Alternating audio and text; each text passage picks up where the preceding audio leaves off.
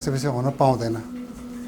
जुन कुरा चाहिँ तपाईँको यो इसिजीमा विभिन्न बदलावहरू आएर देखिन्छ त्यसको आधारमा हामी चाहिँ डायग्नोसिस गर्छौँ। र यदि तपाईँको यसमा यदि ब्लकको शङ्का लागेको देखिएमा अथवा ब्लक जस्तो यसको तपाईँको चाहिँ यसको अलिकति इम्प्रेसन देखिएमा चाहिँ यसलाई चाहिँ हामीले पोजिटिभ टेस्ट भनेर यसलाई चाहिँ रिजल्ट दिन्छौँ। पोजिटिभ भनेको ब्लक देखेको सम्भावना भन्ने कुरा हो। र यसमा ब्लक देखेको शङ्का लागेको अवस्थामा यसपछि नेक्स्ट गर्ने भनेको चाहिँ एन्जियोग्राफी जाँच हो, जुन चाहिँ माथि क्याथ ल्याब भन्ने ठाउँमा गरिन्छ।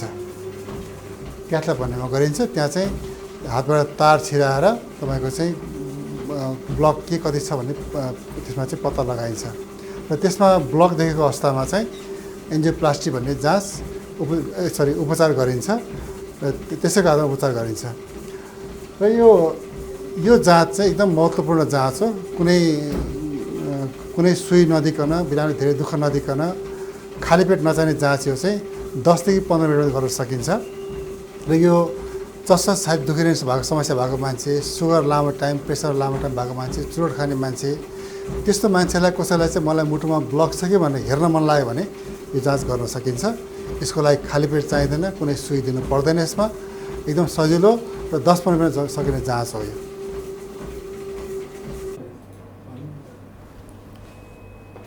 मुटुमा ब्लकको शङ्का लागेमा ब्लक छ कि छैन हेर्ने जाँच गर्ने ठाउँ तथा ब्लक रहेमा ब्लकको उपचार गर्ने ठाउँ चाहिँ यो हो। यसलाई चाहिँ हाम्रो भाषामा क्याथ ल्याब भन्दछौँ।